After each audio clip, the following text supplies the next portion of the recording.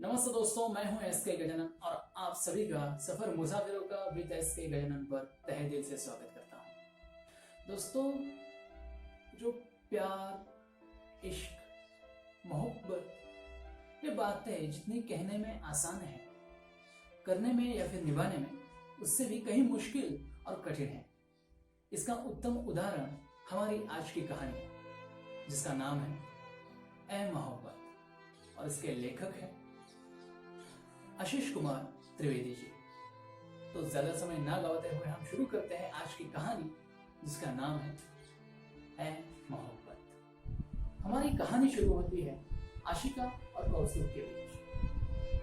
Ashika balcony में पौधों को पानी दे रही थी। आज उसका दिल थोड़ा सा बेचैन था, क्योंकि कौस्तुभ 3 दिन बाद घर लौटा और आते ही कमरे में चला गया और कपड़ से अपने कपड़े निकाले।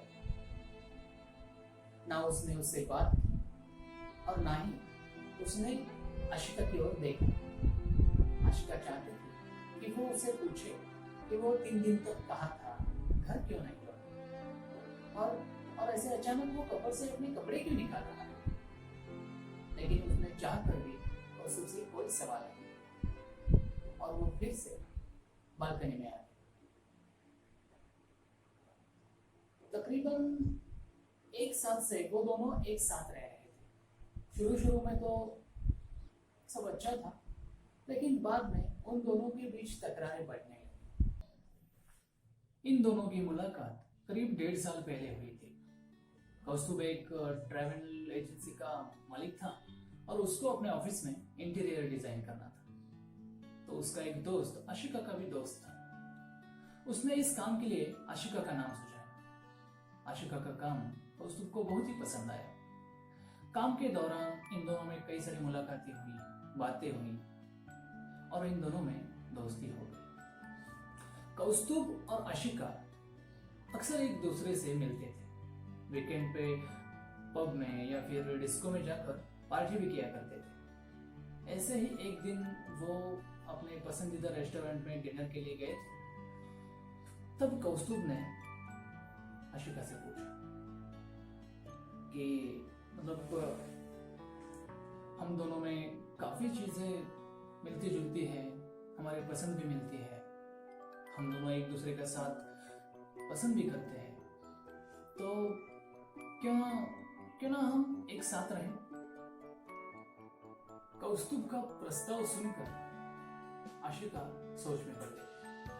तभी कौस्तुभ ने कहा, अरे परेशान क्यों हो रहे हो, परेशान मत हो। अगर तुम्हें ठीक लगे तो हम साथ रहेंगे, तुम सोच समझ कर जाओ। और आशिका ने भी कोई फौरन फैसला नहीं लिया, क्योंकि वो जानती थी कि किसी के साथ रहने का मतलब किसी रिश्ते में बन जाना।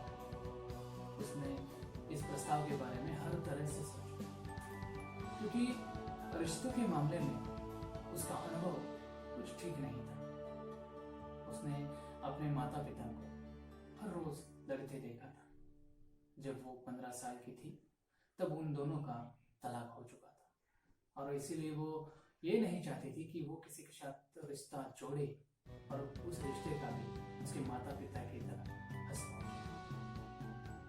कुछ दिनों तक उसने विचार किया और फिर वो कौस्तुभ के साथ रहने के लिए चली गई। शुरुआती दौर में तो सब ठीक रहा, लेकिन बाद में उन दोनों में अनबन होने लगी। कौस्तुभ बड़े ही लापरवाह किस्म का इंसान था। वो ना तो अपने चीजों को संभाल कर रखता था और ना ही आशिका का ख्याल रख पाता था, जबकि आशिका उसकी हर जरूरत का अच्छे से ख्याल रख रही थी। उसकी बिखरी चीजों का संभाल कर रख रही थी, सच्चे मन से रिश्ते को निभा रही थी। लेकिन कौस्तुभ अक्सर देर रात तक अपने दोस्तों के साथ बाहर रहता और आशिका उसकी प्रतीक्षा करती। वो चाहती थी कि वो जब भी कभी अपने दोस्तों के साथ बाहर जाए तो मुझे बता दिया। लेकिन इस बात पर कौस्तुभ चिढ़ जाता था। वो उसे कहता था कि तुम मेरे स्कूल के प्रिंसिपल की तरह हाथ में हंटर लेके मत दे। मुझे ये सब पसंद नहीं। वो कहाँ जाए, किससे मिले, कितनी देर में वापस लौटे, ये सब उसकी मर्जी है, उसमें तुम दखलंदाजी मत।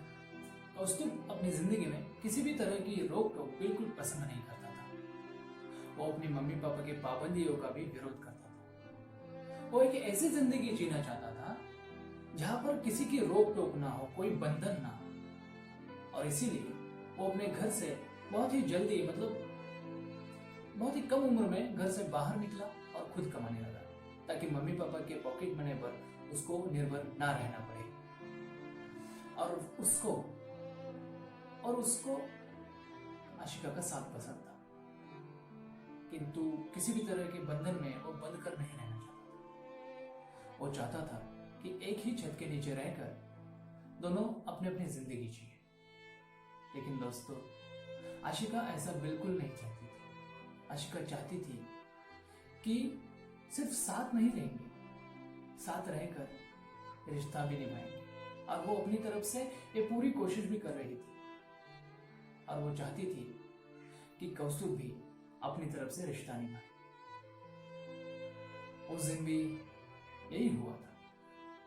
कौस्तुभ अपने दोस्तों के साथ कहीं बाहर जाने की तैयारी कर रहा था। तो जाहिर सी बात है कि आशिका ने उससे पूछा कि कहाँ जा रहे हो, कब तक लौटोगे। इस सवाल पर कौस्तुभ झल्ला उठा। उसने कहा, ये जो मम्मियों वाले सवाल है ना, ये मुझसे बार बार मत पूछा। तो आशिका ने शांति से जवाब दिया, इसमें बुरा मानने वाली कौन सी बात है? आखिर मैं कब तक इंतजार करूंगी तुम्हारा? उसने कहा, मैंने कहा ये इंतजार करने को। मेरे पास भी चाबी है, जब लौटूंगा तो अंदर आ जाऊंगा। कौस्तुभ, हम एक साथ रहे, एक दूसरे की फिक्र तो करनी चाहिए ना। हम एक साथ रह रहे, मियां बीवी नहीं है। और ये जो तुम बार बार हंटर लेके मेरे सामने सवालों की बौछार करते हो ना, ये मुझे बिल्कुल पसंद नहीं। I need my space. ऐसा बोलकर वो वहां से बाहर निकल गया। कौस्तुभ की ये बातें सुनकर आशिका सुन रह गई थी। उसको अब समझ में नहीं आ रहा था कि अब वो क्या करे। उसका कौस्तुभ की फिक्र करना भी अब कौस्तुभ को जेलर की तरह लग रहा था। उसने बेवजह तो उसके कामों में दखलंदाजी नहीं की। उल्टा कौस्तुभ अपना सारा सामान सारे घर में बिखेर कर रखता था और आशिका बिना शिकायत किए उसका सारा सामान सहेज देती थी। उसके लिए तो उसने कभी आशिका से धन्यवाद तक नहीं कहा। खैर छोड़ो, आशिका चाहती थी कि कम से कम वो इतनी तो जिम्मेदारी ले कि वो कहीं बाहर जा रहा हो तो सिर्फ बताकर चला जाए कि वो इधर जा रहा है, उधर जा रहा है। लेकिन कौस्तुभ को तो वो भी मंजूर नहीं था। आज 3 दिन बाद कौस्तुभ घर लौटा था और उसने आशिका से ठीक से बात भी नहीं की। आते ही अपने कमरे में चला गया, कपड़ से कपड़े निकालने लगा। आशिका ने पौधों को पानी डाला और वो हॉल में आकर बैठ गई। कुछ देर में कौस्तुभ भी अपनी बैग लिए बाहर आ गया और उसने कहा,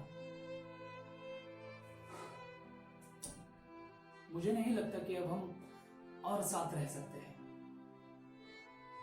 तो मैं अपने दोस्तों के साथ कहीं बाहर जा रहा हूं, तो इन दिनों तुम अपना कुछ इंतजाम करो। ऐसा कहकर वो बाहर चला। कौस्तुभ ने सपाट शब्दों में एक ही पल में आशिका से अपना रिश्ता तोड़ दिया। आशिका सोफे पर बैठी टूटे रिश्ते का दर्द महसूस कर रही थी। दोस्तों, आशिका के मन में अब सिर्फ एक ही सवाल था कि उसने ऐसी कौन सी गलती कर दी जिसकी वजह से अब उसके हाथ में सिर्फ उसका टूटा हुआ दिल, दर्द और अकेलेपन के अलावा और कुछ भी नहीं बचा था। ऐसी ही वो रोती रही।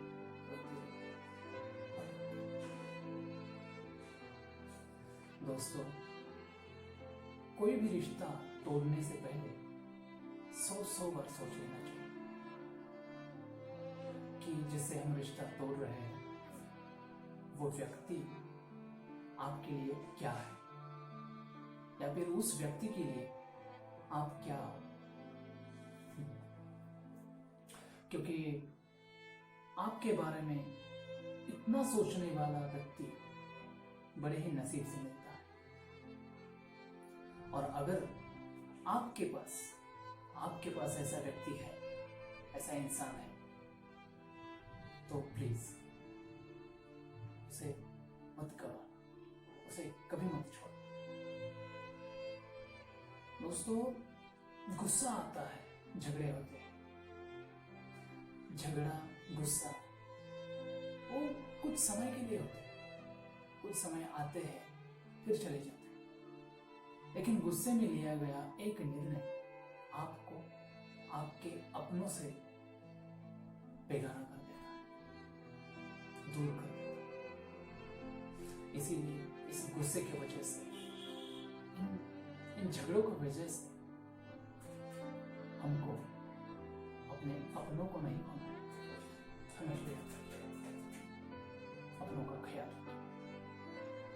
वो जो कछुआ होता है ना, कछुआ, उसके ऊपर एक कवच होता है, सुरक्षा कवच। उस कछुए को क्या लगता है कि वो जो कवच जो है वो उसकी पाबंदी है, वो उसकी मर्यादा है। लेकिन दरअसल गौर से देखा जाए तो वो जो कवच होता है, वो कवच उस कछुए की रक्षा करता है। लेकिन ये बात उस कछुए को पता नहीं, उसको वो बंधन लगता है। दरअसल बाहर के जो कुछ संकट है, जो परेशानियां हैं, इस कवच की वजह से उस कछुए तक नहीं पहुंच पाते। ये जो कवच है वही अपने आते हैं। वो अपना कोई भी हो सकता है, वो अपने माता पिता हो सकते हैं, वो अपना कोई दोस्त हो सकता है, भाई बहन हो सकते हैं, या फिर आपका कोई पार्टनर हो सकता है, या फिर पति पत्नी भी हो सकते हैं। तो अपनों को मत खोइए, रिश्ते निभाइए, क्योंकि अपने तो अपने होते हैं। खैर, ये कहानी आपको कैसी लगी ये मुझे कमेंट बॉक्स में जरूर बताइएगा। और अगर ये कहानी आपको पसंद आती है तो लाइक दबा दीजिए। और साथ ही साथ में अगर इस चैनल पर आप नए हैं, आप पहली बार देख रहे हैं, तो सब्सक्राइब करना मत भूलना, क्योंकि यार अगला वीडियो भी आपके पास आना चाहिए ना। और साथ ही साथ में बेल आइकन को भी जम के दबा दीजिए, ठीक है, ताकि मेरा जब भी वीडियो आए आपके पास सबसे पहले आ जाए। क्यों, है ना? तो ठीक है दोस्तों, घर में रहिए, सुरक्षित रहिए, काम के अलावा बाहर मत जाए कीजिए। अभी आईपीएल का सीजन है, आईपीएल भी देख लीजिए, ठीक है। चलिए मिलते हैं अगली कहानी के साथ, अगले सफर के साथ। तब तक के लिए धन्यवाद।